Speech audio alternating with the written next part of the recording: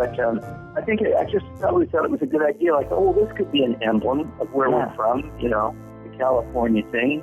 And then, ironically, you can sort all this out in your massive fucking editing.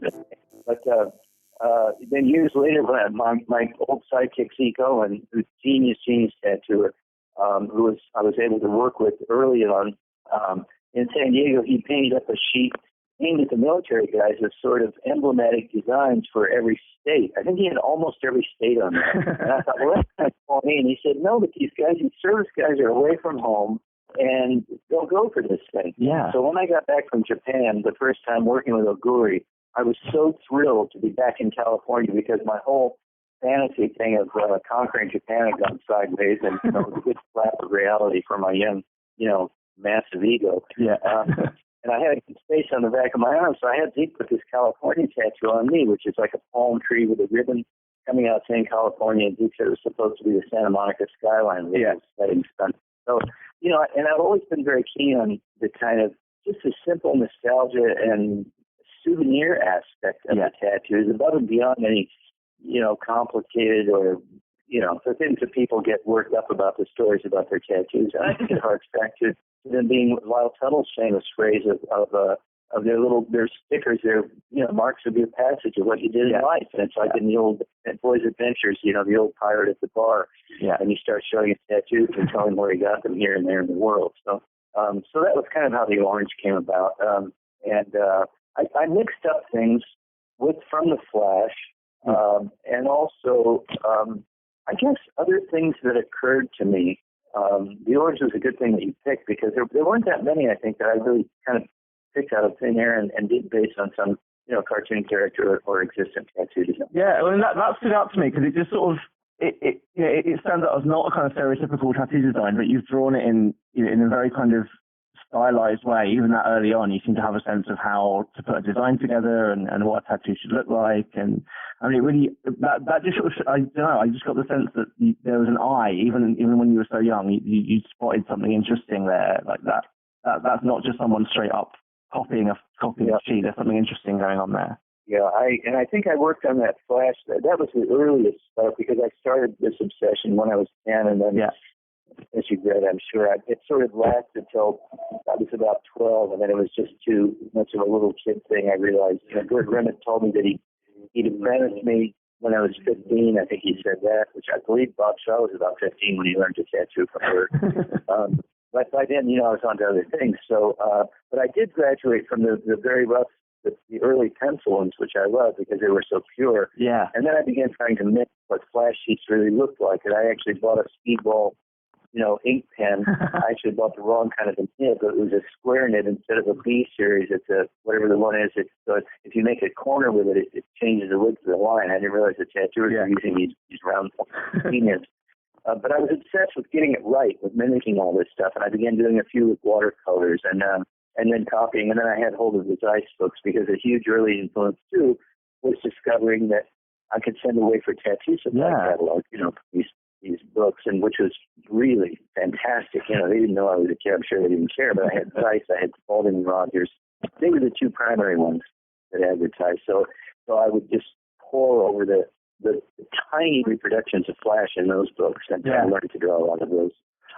Do you think that's how most people get their start, or got their start back in the day, that people were, this whole idea of copying and translation is sort of inherent to the art form somehow, that there's such, tracing things and copying things and getting tattoos that look like tattoos seem like a really sort of fun. It certainly was the case when I was growing up. I saw tattoos on my uncles, and I knew the tattoos had to be anchors and ships and things. Is there something about this act of copying that's very fundamental? It's about that transmission, and because I was comfortable with that, and just like copying maybe comic books that I was keen on. Yeah. But later, as I got more aware of art with a capital A, and began my obsession with art history and all that, it was one reason I think I gravitated toward, say, Western art tradition, and certainly Asian art tradition, because of which I began to get really deeply into when I was probably 16, something like that.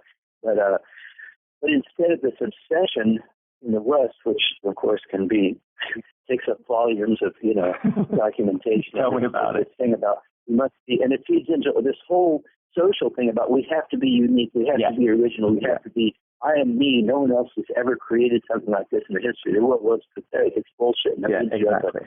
Bloom's favorite phrase about Duchamp. He said Duchamp was all right, but he said he led all these guys up a box canyon, by sort of kicking off conceptual art. And it's a science thing from the old Western movies. When we were kids, they get these guys and lead them up a closed canyon, and the Indians would be up above and shoot them full of arrows.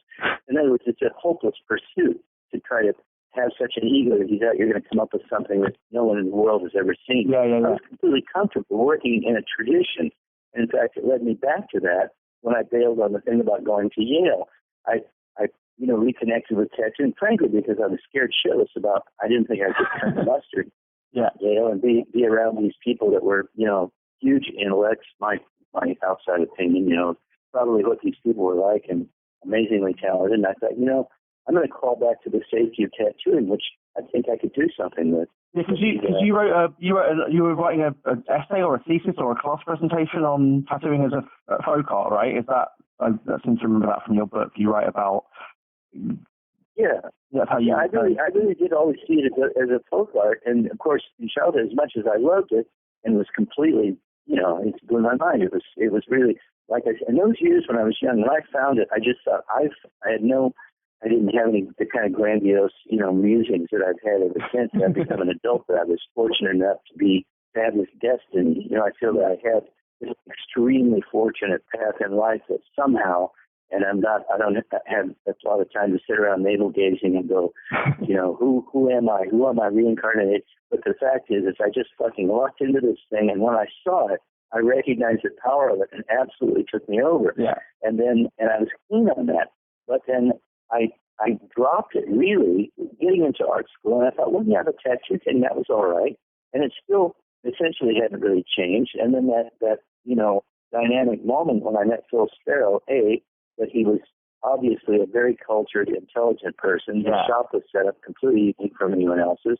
And the fact that, again, the good luck that he showed me this book that had just come out. It's very rare. It's only in 500 copies. And the great Japanologist, film critic Donald Ritchie, who'd lived there since World War II, written a text. He shows me this picture. He says, "Oh, you're an art student? These are real art tattoos." And it was just like being hit by lightning. When I saw those things, it completely turned my head around. And because I didn't have any concept, I guess I'd seen some photos of Japanese tattoos when I was a little kid. There was that Life magazine articles of the tattoo shops, and I'd had some of that in the windows.